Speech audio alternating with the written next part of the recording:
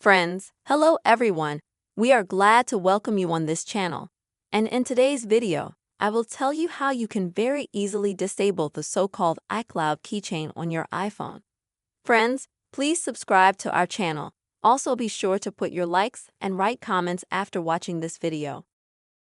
So, let's get down to our topic. Let me tell you right away that iCloud Keychain is a very useful feature.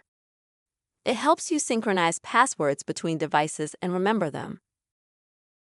But if for some reason you need to disable this feature, then please go to Phone Settings on your iPhone. Next, go to your Apple ID. Now select iCloud and then Password and Keychain.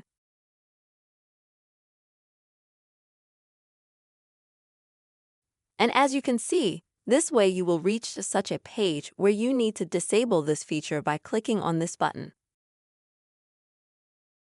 After doing so, you will disable your iCloud keychain on iPhone and your passwords will no longer be synchronized.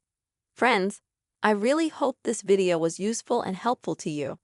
Please put your likes, write comments, and be sure to subscribe to our channel. See you soon.